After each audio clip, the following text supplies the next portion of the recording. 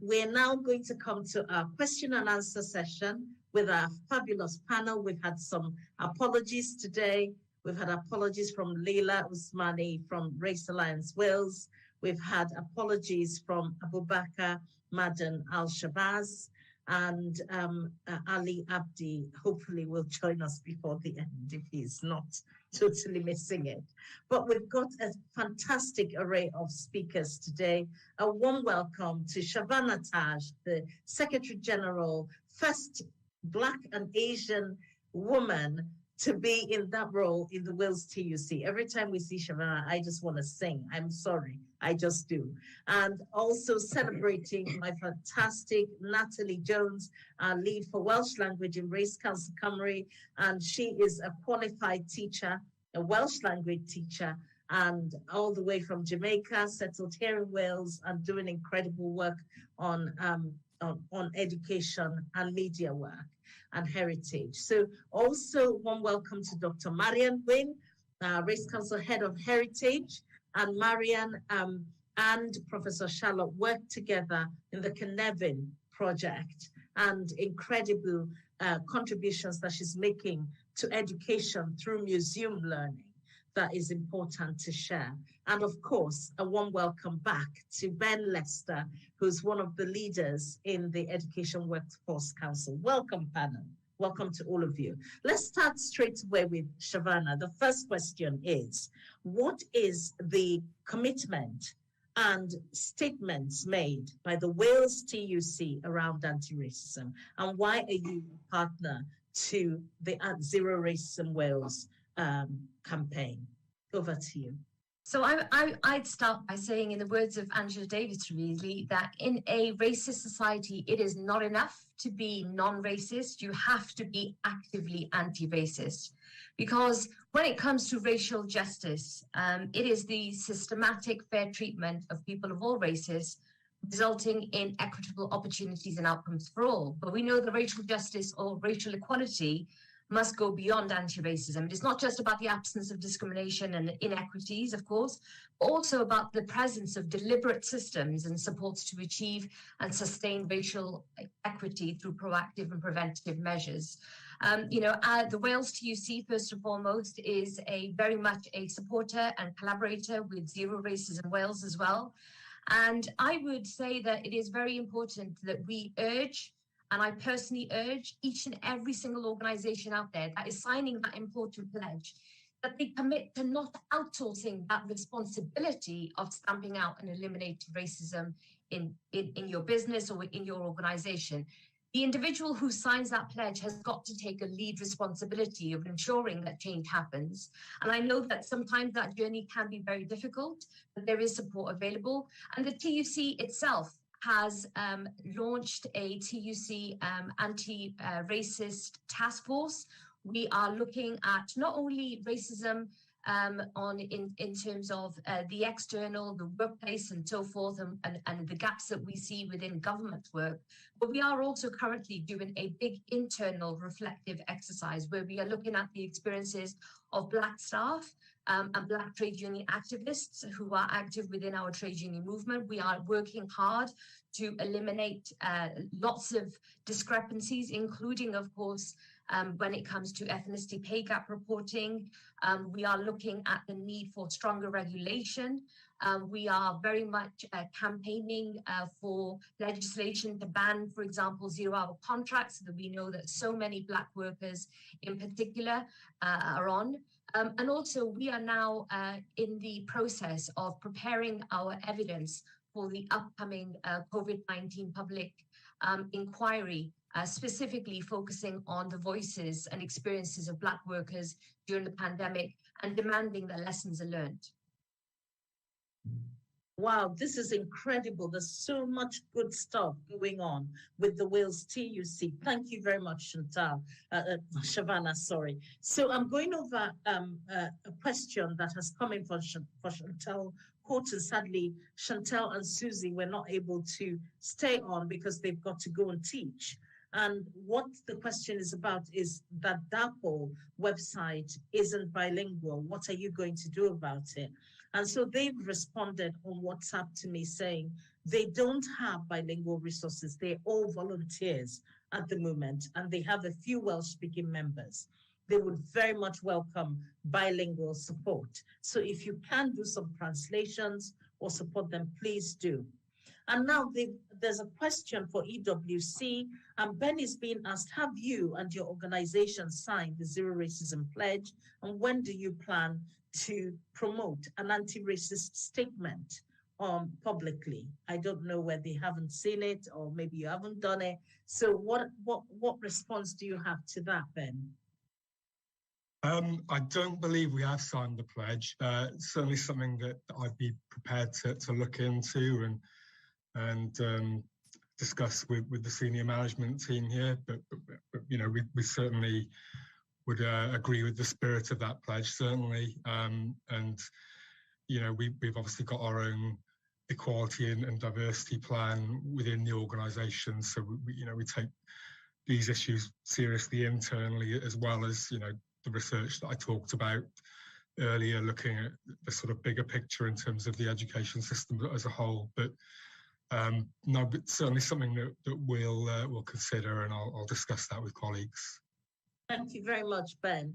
And to you, Natalie Jones, there's a question around your experiences as a Black teacher, going into that classroom, going into that school where predominantly everybody else is white. What would you advise teachers and schools who are predominantly white to do to embed an anti-racist culture so that Black, Asian, minority ethnic, Gypsy, Traveler, Roma people can come in as teachers, as contributors, as educators, and feel a sense of belonging? And I think that question can also go to Rachel Clarke, who herself is a deputy head teacher in a school. Over to you, Natalie. I would say, first of all, is to really value those teachers, because they bring a different dynamic to the school. And sometimes in an effort to seem anti-racist, white teachers think the right thing to do is ignore the fact that you are from a different background, rather than embrace and celebrate it. And so that is something that I think is really important, because the children celebrate it. Children who are not used to seeing a Black teacher, when you enter the room, you can hear them whispering, "She's Black," and she speaks Welsh. You know, they love it. It is a novelty, and they appreciate it. And especially if when there are children of colour in your class. One young girl said to me, 14-year-old, she said, "I don't want to be taught about racism by someone who's never experienced it." And I thought, wow, that is powerful, because there's been lots of times where I was the only Black kid in my school, definitely the only Black kid in my class. And I never thought of that. I never was able to articulate that, why some of these clumsy attempts at being inclusive were not helpful at all. And so, you know, she just blew me away that she was able to articulate that. So, yeah, I think teachers need to be open to celebration of culture and not be too stuck in their ways. This is what I've been doing for years. This is the way we've always done it. Or, you know, I've never had to do that before. So, you know, it's not something we do here. You still hear that. Sorry, Rachel, you're way more qualified, experienced than I am. Not at all, no. Just to follow on from what you were saying there. It's the small comments, and it's the slights, and it's, sorry, what was your name again? Sorry, you asked me. No, I'm talking about when you're in a school, or when you're new to a school, or you're new to a setting. Oh, that's really difficult. And all these small microaggressions, basically they just other. And what that, again, non-verbally signals is you do not fit in here. You are not right for here right now, you know? And I think we just have to become more aware and more conscious over what our body language does and what comes out of our mouths. Because through these very blasé, often genuinely not intentionally there to harm comments, it makes people feel not included, you know, and we're all inclusive spaces. We all have equalities statements that we sign up to as businesses in education spaces as well. But actually, when we break it down and we talk about, well, what's that lived out like? What does that really look like? Often they can be two separate things. So I think it's also being more aware on who's front of house, what training they have, what they understand when it comes to anti-racism, and what microaggressions are as a starting point, and then how we can move that school culture forward into being an inclusive space. Thank you very much, both. We had a question from Bethan Collins about tertiary education research Wales bill, which is currently before the Senate, and it brings changes to the post-16 education sector in Wales. And what we have done with this question, I don't know if Ben may want to have a go at it, but we've sent it through to Professor Charlotte Williams. We will share the responses from her and the team reviewing embedding equality and anti-racism in the curriculum with you online. So we will place a response for you, Bethan, and I'm hoping you check Race Council Cymru's Twitter or Facebook. We will place your question and place your answer. But essentially, she's asking in the education sector, including setting up a new commission to oversee the sector, what positive impact of ending race equality and tackling inequalities faced by many people with protected characteristics do the panelists think the bill will have? And what should the priorities of this commission that will be set up be? So that's one question that we're going to take forward and share. Okay, a question for Dr. Marion Gwynn, that you have been traveling around museums teaching about anti-racism. What is the outcome that the museums are wanting to get, and what do you feel is the challenge before the museum in their role as educators of history? Oh, such an important question, because we have to see our museums as well as other venues, other platforms for education, especially now the way that through the work that Professor Charlotte Williams has been doing with the working group. And as you mentioned, I was absolutely delighted to be a member of that. Teachers are now looking for reaching out to ways to how they have the freedom to do so now under the new curriculum. Part of what I was doing was working with specifically local museums, not the national museums, and this is very important because it is local museums that can be seen to represent a community. So if those museums are not representing a community, where are they going wrong? One of the biggest things, and I think we've seen this time and time again, is lack of diversity within the workforce. And within the museum sector, the lack of diversity is the predominantly white workforce, it is far higher than that within the general population as a whole. Sorry, my voice is going. But basically what we were trying to do was getting them to understand that there was very goodwill. I think the point that Natalie has raised and Charlotte has raised before is that there's a lot of commitment, but there's lacking in confidence, experience in having to drive these changes forward. So it was helping them. What I've been doing is helping people within the museum, local museum sector, to understand what's the context of their collections, what's the context of the origins of their collections, their buildings, their donors, where did the money come from, what was happening that built those collections. And basically we have museum collections that are not representative of the communities in which they represent. So how do they break down those barriers? How can they bring community representatives in? Working with youth, I've been recommending youth panels, working with secondary schools, working with primary schools, colleges, universities, to try to break down those very traditional barriers and to try to make museum, as we've moved now to a case where, I remember the days when museums were crammed full of, objects, handwritten notes everywhere. Now, whereas that didn't necessarily look very professional, it did mean that you could change things very quickly. What we have now, we have museums that are working with museum designers, and they may look very snazzy, but they're very difficult to change. You can't make them responsive to the changes we have now within society. So working with them to understand that they must make their presentations far more engaging, far more flexible, and far more able to respond to the communities that they that they say that they represent. It's a very exciting time in museums in Wales. And I must say, I cannot thank the Welsh Government enough for the work that it has been doing, because all these museums are listening to the Welsh Government. They really do take these policies very seriously, and they're looking for the tools and the experiences they need to be able to implement them. Thank you so much, Dr. Marian.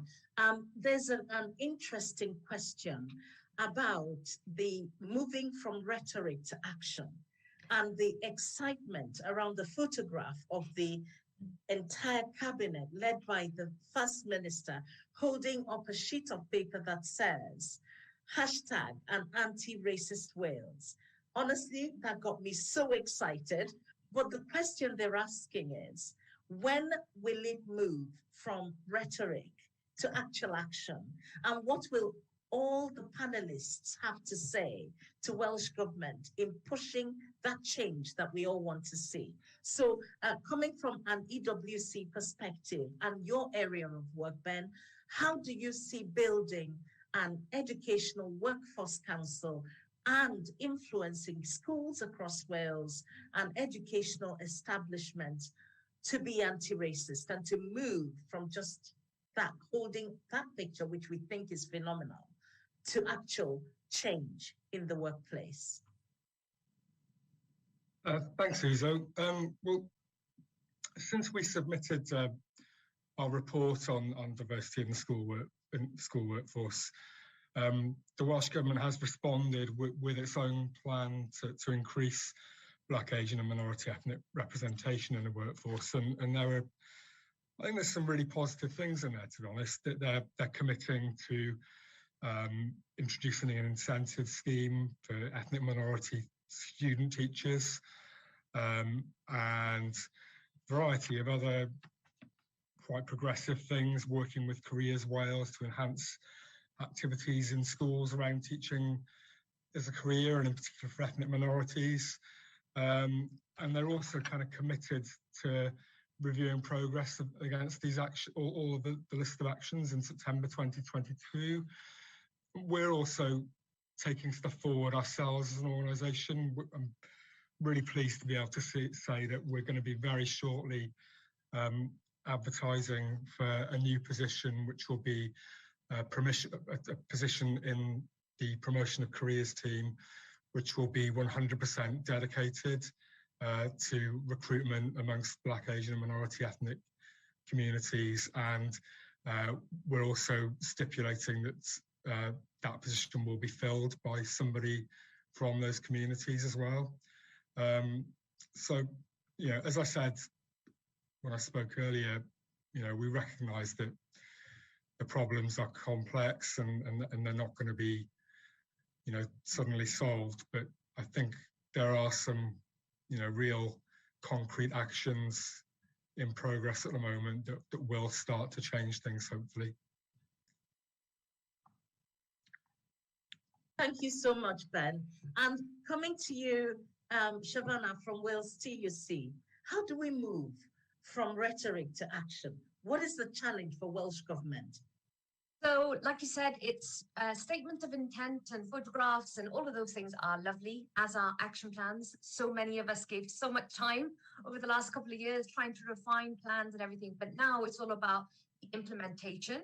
And also, I would say we have to see some enforcement as well. And I know that makes people feel uncomfortable.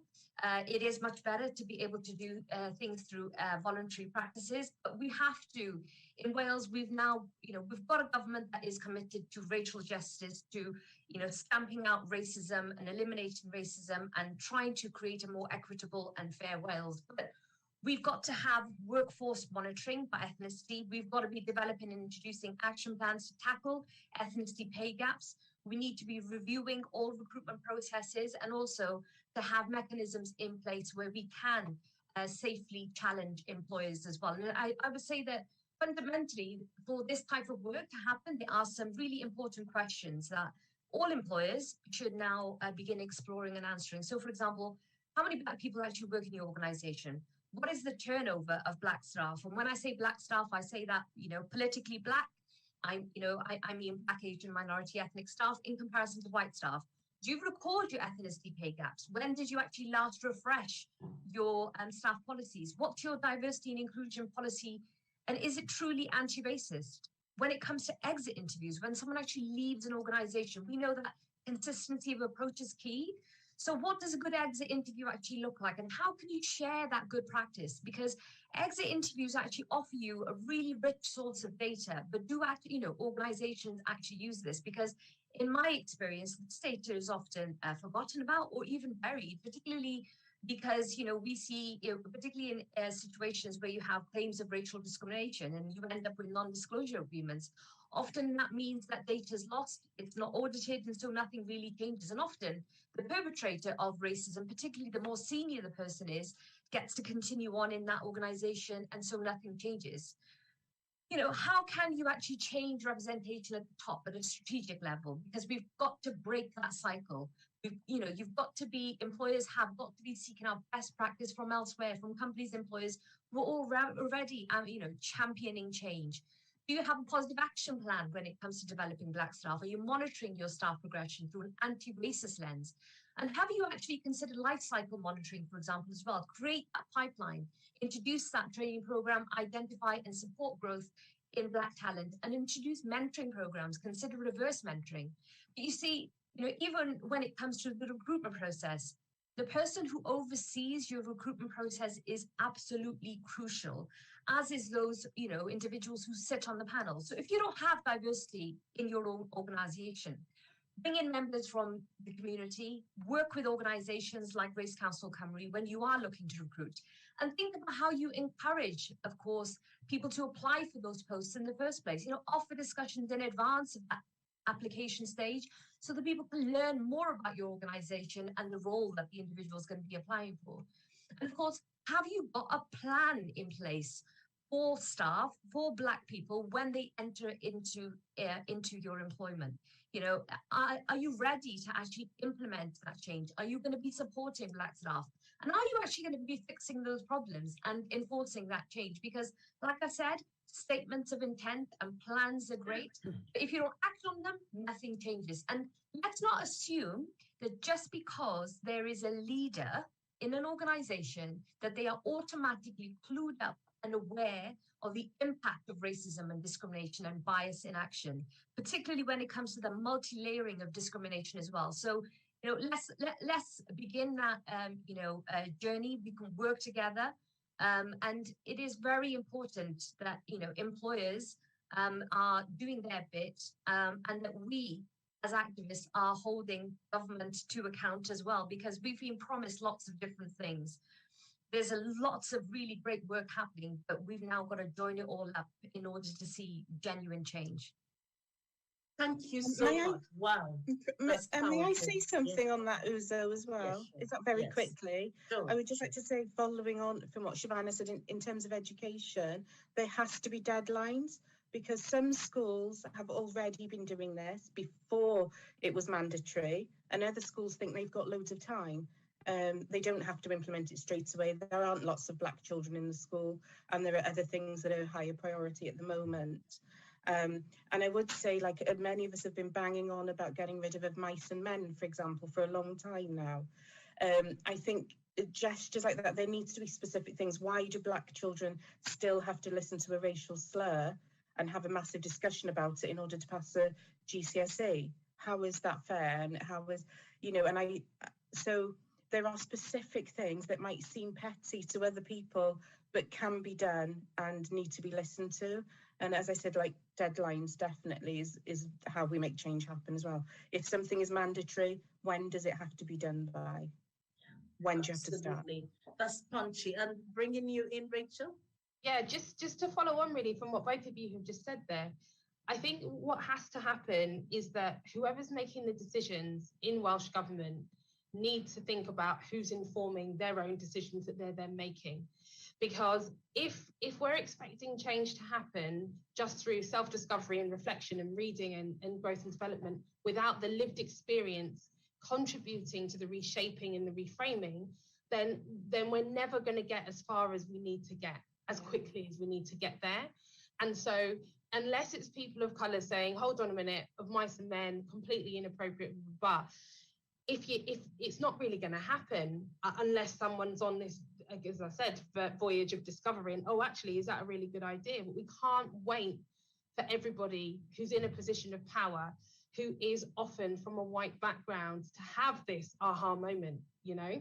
So I do think it's also about, well, what are leaders doing, whether in Welsh Government or in schools or in businesses? If you're in a leadership position, what are you doing to hear the voices of people with lived experience to inform your leadership action? Because if we're just relying on leaders to do what they've always done, we're going to get what we've always got, which is where we're at the moment, you know? So I do think it is about the listening of voices and informed decisions being made from quite a global perspective. Thank you so much. I know we're out of time, but I do want to bring Ben in because Rachel put a clear challenge. EWC have a lot of power. I mean, you might not think so, but we all think so, to drive change. So what are you going to do as EWC to embed an anti-racist culture and to use your research and work and use your power to do good in our community and to make that change to educational systems? And we're going to just finally wrap up with Marian saying something and Shavanah about business. So give us a few more minutes. We're nearly at the end. But Ben, come in with what EWC will do. What will you do with your power? Thanks, Susie. So yeah, as I mentioned, that new promotion of careers role is certainly going to be front and centre of our approach to this. But we're also just committed to just staying on this issue. You know, this isn't just a moment. This is an issue that needs ongoing care and attention if it's going to be solved. So one of the things we've also resolved to do is to return to this in a major way in 2024, where we'll be following up on the 2 pieces of research that we did for Welsh Government and just asking some quite tough questions about what progress has been made and what the next steps will need to be. So that's our sort of major upcoming focus, but more broadly, we just want to kind of maintain the relationships that we established with communities during the process of compiling the phase 3 report. I think what we really learned is that there's nothing really that can match hearing about people's lived experiences in terms of really understanding what issues are, and that's how you can really arrive at solutions, by doing that. Thank you very much, Ben. We're going to hold EWC to account. You can trust us to do that and keep pushing that bar as we push Welsh Government. We're not going to stop until we see that change that we really need to see to make life better for everybody. And just before you go, I'd like to bring in Dr. Marian Gwyn, because part of what Black history has been doing is highlighting some of the incredible inventions of Black people. How many of you knew that elevators were an invention of a Black man? How many knew that? How many knew that a Black man invented the traffic light system, the stethoscope? How many people knew that the earliest version of a refrigeration system, we all use fridges, that was invention of a Black man? A fountain pen. How many of us knew that a lawnmower was invented by a Black man? And of course, peanut butter. What more can I say? Dr. Marian Gwyn, in our work to embed Black history in business and education, what are you looking to see as head of heritage? What is it that you want to see right across educational establishments, but also in businesses? And then finally to you, Wales TUC and Shavanah, what will Wales TUC do to ensure that all the unions continue to support Black lives? Because many people are being oppressed in organizations that we know, that are living through hatred on the grounds of their race, their color, their ethnicity. What more will you be doing to ensure that trade unions effectively support Black, Asian, minority ethnic, Gypsy, Traveler, and Roma people who are being persecuted in the workplace and in businesses. So over to you, Marian, and then finishing with Shavanah. I really cannot support enough what has already been said before. We've had a lot of tokenism, we've had a lot of rhetoric, and I think what is important now, every plan must be seen as an action plan, not just a document.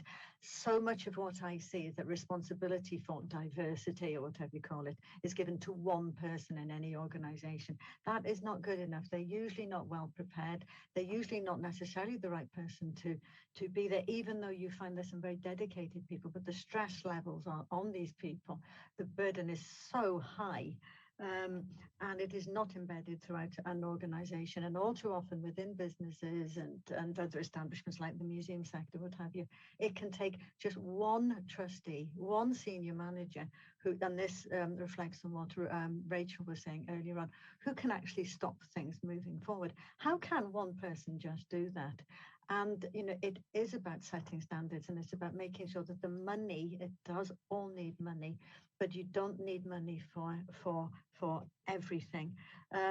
It's not about just changing very simple labels. It is about changing the culture from the very top and making sure that every single person within any organization is aware of what their responsibilities are.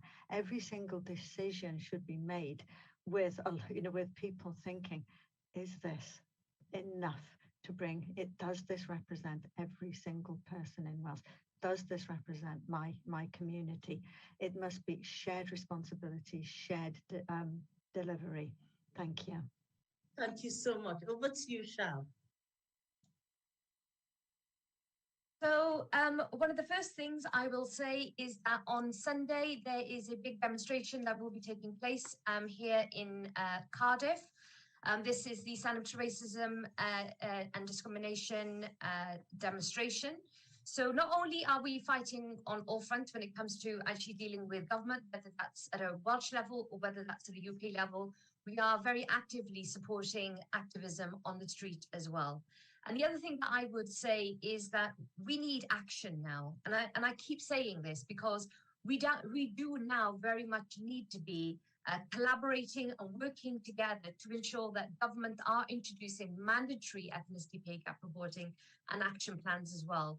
And because we know that, you know, the evidence is there to hand, we know the scale of the existing inequalities. They've been starkly exposed during the pandemic.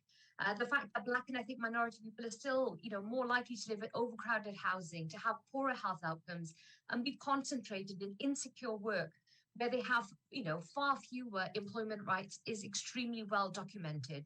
So as I had mentioned earlier on, we're going to be giving voice to the experiences of Black workers during the pandemic and demanding the lessons learned as part of the evidence that we plan to give to the COVID-19 inquiry that is going to be taking place.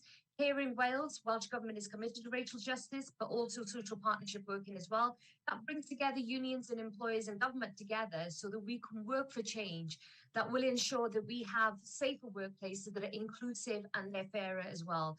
And we will be doing our bit to make sure that we harness and we build on the tools and the strategies that unions already have demonstrated that are most effective in winning progress on racial justice in the workplace as well. And we're also going to be really pushing the UK government because there's a lot of responsibility. You know, employment is a matter for the UK government. There are things that the Welsh Government can do. But ultimately, you know, the UK government, they launched a consultation in 2018 about whether it should be mandatory that ethnicity pay gap reporting exists. Now, they're still waiting on that. Progress, you know, then seems to have been halted. They also promised us a new employment bill. That again, that's been halted, and we are going to be holding, you know, their feet to the fire. We are continuing to ensure that we are addressing those issues with them directly. But I would say finally, just when it comes to employers, when it comes to business, it's okay to own up to your knowledge gap when it comes to anti-racism, and that you work with people to address this. And for smaller organizations who don't maybe necessarily have those kind of like big budgets when it comes to dealing with maybe staff training, planning for these changes, you know, consider pooling your resources with other employers of a similar size as well. Because it is so important that you now, you know, work with us, work with all social partners, that we break that cycle and that you also, that you share your best practice. And I'm not talking about all the best bits about, how we made sure that our business was thriving and was doing better when it came to racial equality. It is about you actually sharing the entire journey, the ups, the downs, the difficult bits as well, because that then gives you a true reflection of the work that you have done, but also the benefits that you've seen that have led you to now build that, equitable, thriving, safe workplace where all of your staff are being valued and are being recognized, but also all the sort of opportunities that come as a result of having that diverse workforce as well. That's really important as well. And don't be, like I say, don't be shy about it. Zero Racism Wales is there. There are organizations like RCC who external people who can come in and help you. But you've got to be in that driving seat, and you've got to know if you're going to be making statements of intent, you will be called out publicly and be held accountable. Absolutely. Wow, that is powerful. I remember Shavanah saying that I'm a disruptor and congratulated me. I used her quote in my interview with ITV Wales, and I have to say she is a huge disruptor, and we're so thankful for her presence and her work at the Wales TUC. And I just want to thank every single one of our guests, starting with Rachel Clarke and Natalie Jones, Ben Lester, Dr. Marion Gwyn, and Shavanah Taj. You have been absolutely phenomenal. And to those panelists who didn't make it, you missed out. Sorry, but we made up for it. I think it is important to remember that on the 20th, there will be a massive march. All of Wales, Race Council Cymru, Wales TUC, Stand Up to Racism are all on the march to stand up to racism. Join in that march and get involved. Get active and be proactive about anti-racism. Don't be a non-racist. Be out there and be progressive in speaking up for injustice. I want to also say that on the 21st, which is the actual United Nations Day, the whole videos and the speech of Professor Emmanuel Ogbonna on business and anti-racism in business will be aired on all Race Council and Black History platforms, Zero Racism platforms. Get involved and get behind people who are doing good in your organization to embed that anti-racist Wales that we want to see. Can I just say, Rachel, what would your grandmother, Betty Campbells, say about anti-racism by 2030, end of all racism by 2030? She'd be very hopeful. She would be, but she'd also be saying there's still a long way to go. And that her statue's a double-edged sword, because for some people, her statue's a full stop and a job well done and a round of applause. She wouldn't have taken it like that. It's a launch pad, it's a starting point, it's a continuation point, it's part of the journey. So she'd be honest about the successes, and Wales is ahead of the game, absolutely. She'd then look round to leaders and the teams that lead different parts of society in Wales and say, if I took a photo now and a photo 50 years ago, what would the difference be? Maybe more females in those positions, but not black or brown females in those positions. And so there's still a long way to go. But she'd be proud of the work done so far, but she wouldn't be proud enough to sit back and say, stop. We've got to just keep going. Thank you. We had to end on Betty Campbell. Can I thank all the team at Reach Events? They came alongside us. They assured us that they would streamline everything. I want to say a huge thank you to Dee, to Louise, to Scott for making this webinar so smooth and for being the excellent professionals you are. A big thank you to Kay Denia, Lisa, our comms manager, everybody, Judy, all of you who've done everything, Rebecca. Without you all, Joanne and the whole team, without every single one of you plowing ahead, it wouldn't be possible. And thank you to all our partners, our sponsors, Welsh Government, University of Wales, Trinity St. David, and Cardiff University for making this possible. I have not been paid, I'm a volunteer, but I want you to know that we believe that Black lives should not be asked to work without pay. So every one of you who contributed, your funds will be used to thank all the speakers for coming around, apart from Ben. We're not going to fund UWC or Wales TUC. You can fund yourselves, but the rest of them will have funding because of their time and their knowledge and expertise. A big thank you to every single one of you. Have a wonderful world. Let's make Wales the anti-racist Wales that we want to see. God bless you all. Thank you.